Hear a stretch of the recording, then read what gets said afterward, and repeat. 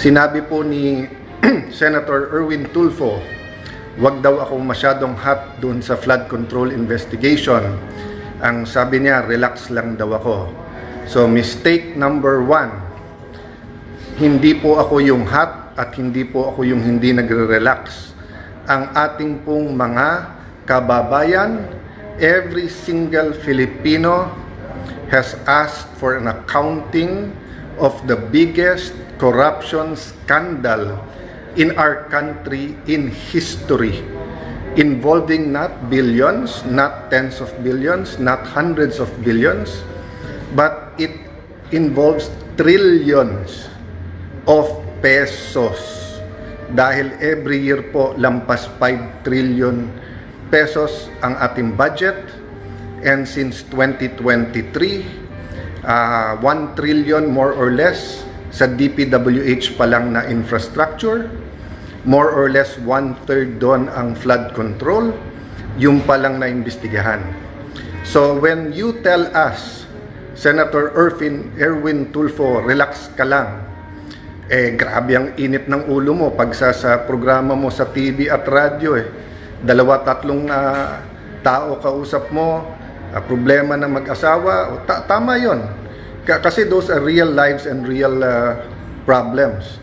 Pero ito problema ng buong Pilipinas, sasabihan mo kami lahat, relax ka lang. Let me explain bakit ko sinasabing ang sinasabihan ni Erwin Tulfo ay lahat po tayo. Remember po, sa minority, toka-toka po kami. Ang nakatoka sa flood control ay si Senator Rodante Marcoleta. Okay? At siya nag-umpisa nito as chairman. At umpisa pa lang ng hearing, napapakanta na niya ang mga witness, di ba? O anong naging problema? Pinalitan siya. O pagkatapos siyang palitan, kinasuhan siya. Pagkatapos siyang kasuhan, di ba, nakapag-take over po ang grupo natin, inisa-isa po kami, sinugod po ng NBI ang Senado, para hindi sana makaboto si Senator Bato. Afterwards po, May 13, full battle gear, sinoround na naman ang Senado. At pagkatapos inaresto si Senator Jinggoy, then inaresto naman po, bago arestuhin si Senator Marcoleta, ano po ginawa nila?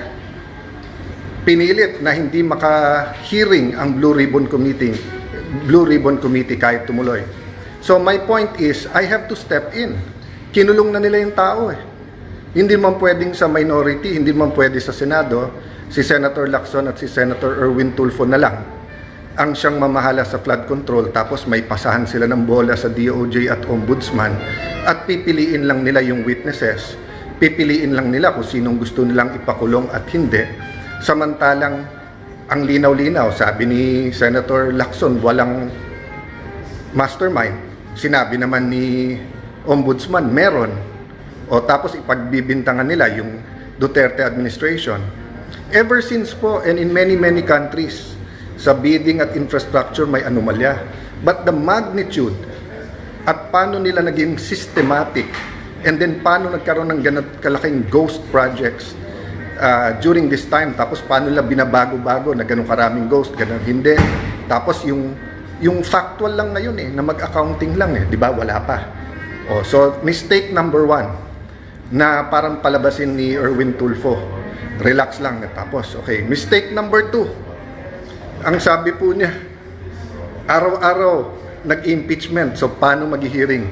Monday to Wednesday lang tayo, pare. Nag-hearing. Paano daw gagamitin ng session hall? Maraming kwarto po ang Senado. And even sa session hall, walang gumagamit ng Thursday at Friday. So mistake number 2 po. Mistake number 3. Sasama ko na po dito si Director Melvin Matibag, yung Malacanang. Kasi wag niyo masyadong pansin si NBI Director. Sumusunod lang yan, yung boss niya. Akala ni Senator Lacson, akala ni Senator Erwin Tulfo, akala ni Director Matibag, akala ni Ate Claire, tangang mga tao. They think we're all stupid, di ba? So, kung kailan kami mag-take over, Biglang papangakuan niya ibang senador, hindi sila kakasuhan. Tapos, wag lang daw si Loren Legarda. February yon. Pag take over ko May 11, biglang yuyunog-yugog ang Senado, biglang may trouble, may fully armed, full battle gear na mga NBI. Hindi daw sila pumasok sa loob ng Senado, pero nandyan lahat ng ebidensya. O pagkatapos, may ikukulong, may babaliktad, wala naman 13, aagawin nila yung Blue Ribbon Committee nung natuloy pa rin, gagawa ng special session. O sinabi po mismo yan nung ating presiding officer ngayon, si Senator Chis Escudero, na kaya nagpatawag ng special session para mapalitan ang Senate President. And then yung araw kung kailan sisimulan yung impeachment, aarestuhin si Senator Marcoleta. O tapos 2 weeks, ano ba ginagawa ko the last 2 weeks? Hindi ba trabaho ko? So whether you like my performance or not sa impeachment, 21 kami nandun. So lahat kami ay kailangan manindigan base sa amin konsensya. Hindi nila gusto. So gusto nila akong alisin. So sasabihin, wag ako mangangamba. Alam naman natin yan, ngaw-ngaw, kaso, imbestiga, and then biglang plunder, biglang kulong. Diba? Bakit tayo papayag ng ganon? Nilalaban pa natin yung kay Senator Marcoleta. Nilalaban pa natin yung ginawa kay Jinggoy. Dadagdagan nyo pa. Kunari pa kayo na sasabihin nyo, 16 ang kailangan para 2/3 na yon para makonvict. And then, pag naging 21 na lang, sasabihin nyo, 14 na lang. Pag naging 19 na lang, 13, pwede na. Diba? Kaya sabi ko nga, ingat po tayo. So, that's the third mistake, to think that we are stupid. Tapos sasabihin lang, incidental, hindi ako yung target, wag magagalit, and then parang on cue, yung ombudsman may sasabihin din.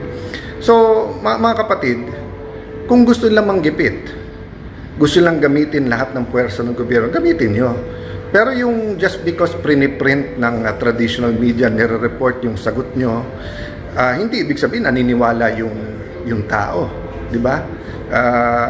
Total, nag-i-impeachment at tapos nakikinig kayo dun sa mga Latin terms. Senator Lacson, Senator Erwin Tulfo, eto, alam to ni Director Matibag, dahil abogado naman siya, res ipsa loquitur. Di ba? I-research nyo yan kasi yan yung ginagawa nyo. Alam ng tao ang ginagawa ninyo. Okay. 30 weeks po, 30 linggo po yung impeachment. Importante po yan. Sige po. Daan milyon, bilyon ang pinag-uusapan. Pero daan milyon hanggang bilyon kung sakali. Ang pinag-uusapan po naman sa flood control, trilyon po ang ninakaw, daan bilyon. Hindi ba importante? Sabi, wag lahat. Ano ba ginawa nyo the last few months? So, bakit sinabi ko sa ating ekonomiya? Ako po natutuwa pagka meron pong tulong sa ating mga kababayan at napakaraming mga programang nag-i-improve at gumaganda. Pero the last 2 days, sa mga announcement ng ating mahal na Pangulo, ang dami nagte-text sa akin, Senator Alan, tama ka pala. Kuya Alan, kaya pala yung 10K. Kaya babalikan ko lang ng konti yon, ha? Okay.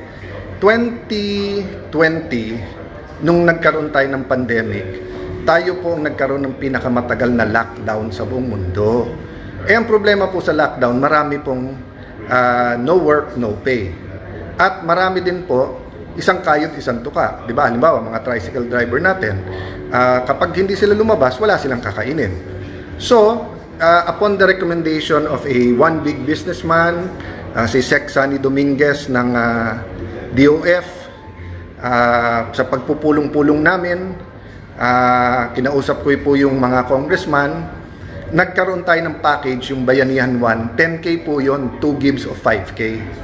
So, noong 2021, going into 2022, sabi ko marami pang hindi nakaka-recover, so kaya ng ating budget magbigay. Pero pagkapanalo ni President Marcos, ayaw niya. Pero every single year po, tinatanong ko yon sa aming Chairman of Finance, 2 to 300, minsan 400 billion ang ayuda. So kaya pong bigyan ng 10K. Towards 2023, ako na mismo nagsabi, kailangan pa rin pero kailangan targeted at ang dapat unahin, syempre may sakit kasi yun talaga may kailangan. Pangalawa po, yung pong small businesses kasi sa 5-6 lang po talaga nangungutang. Hindi pwedeng random. Pero the past 2 days, sobra po yung mga ganda ng amounts na ina-announce. So sabi sa akin, sir, may 12K pa. So kaya pala yung 10K. Bakit ngayon lang 2026? Alam na yung sagot. Ano yung sagot? Nanakawin muna yung daan-daan bilyon bago kayo bigyan. Di ba? So 2023, 2024, 2025, ngayon pwede naman pala magbigay. Nandiyan ang pera eh. Pero saan nilagay? Doon sa mga pwedeng nakawin. 10%, 15%, 20%, 25%, 30%. May ghost pa. So yung ghost, ibig sabihin, 100% ninakaw. Ngayon na galit na kayong lahat. At ngayon na malapit na magsona. At syempre, pataas ng pataas ang presyo dahil mismanaged din po. May crisis talaga, pero mismanaged din yung ekonomiya natin. Mismanaged din po kasi yung ating priorities. Ang priorities, paano kunin ng Senate President? Ang priority, paano mag-impeachment? Hindi priority yung crisis sa nangyari sa Middle East at yung presyo ng gasolina at diesel. Di ba? So bakit ko po ito sinasabi? Kasi katukin natin ang DBM. Kamusta ang release ng budget para sa mga proyekto? Kasi kung hindi nare-release yung pera, hindi umiikot sa ating bayan ang pera sa ating ekonomiya. So ang government spending ay napaka-importante.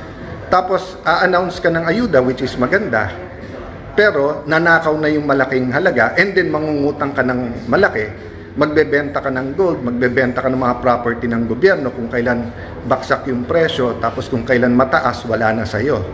So, I leave it up to many more of the economists to talk about this, but our OFWs have to hear this because whether it was the 70s, 80s when you started moving, no, nung martial law and then yung oil shock noon, yung crisis no, economic crisis ng ating bansa, nung nalunod na tayo sa utang, and then yun nga, yung nagkaroon din naman ng crisis talaga nung 1997 and then nagkaroon ng crisis ng 2007, di ba? Pero nalampasan na po natin yan eh. Panahon ni President Pinoy, tapos panahon ni President Duterte, hanggang nagka-pandemic. Nagka-problema tayong pandemic, pero still, may capacity tayo mangutang, may capacity tayo magbigay ng ayuda. Ang problema, doon po sa pagnanakaw ang naging priority. So, ang problema po ngayon, maraming negosyante ang nahihirapan. Maraming nawawalan ng trabaho, yung iba baka magsara or mag-scale down. So, yung how we will navigate all of this, we have to do it together. Hindi pwedeng nakaw na everyone, and then walang huhulihin or yung huhulihin opposition lang, whether totoong may ginawa o hindi, and then tapon-tapon ka lang ng ayuda, di ba? Yun lang pong mga tinamaan ng bagyo, lindol, etc. Maganda yung relief program and many, NDRRMC, yung pong DSWD, kudos sa inyo, I honor you, grabe po ang inyong pagtatrabaho dyan. Pero yung pong rehabilitation, di ba? Hindi pwedeng nawalan ng bahay tapos bigyan ng 10 million, bigyan 20 million. It's much more than that, no? Maylene Reyes, magandang gabi sa iyo sa Australia. Katrina, Sergio George, yes, dapat ilista lahat ng binebentang assets ng gobyerno at lahat ng inuutang. Daming Hearts Like and Care, ADF, Mirel, Jamaica, Montreal, Merly Anaviso from Canada ba yun? Sorry, ang bilis nung flag, no? Kaya talagang ganitong oras po, kasi gusto kong batiin ng ating mga OFW. Siguro po, hanap ako ng oras tomorrow, no? Kasi nga, sobrang daming issue at kailangan pag-usapan to. Pero I just like to tell you, you can manage the economy well, you can regain the trust of the people, you can have the impeachment, you can have the flood control investigation, and you can have the reforms. We can find a way na gawin lahat to at magkaisa kung gusto. Pero kung pro-protektahan yung mga kakampi, mga mastermind, remember, umiikot yung pera eh. Diba? Yung, sabihin nyo lang, every year 100 billion yung nanakaw.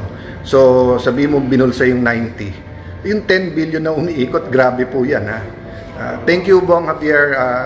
yung strength ko po talagang sa Panginoon lang nanggagaling. I mean, desidido tayo laban, pero syempre minsan sabay-sabay lahat ng news and everything na ganyan. Tapos,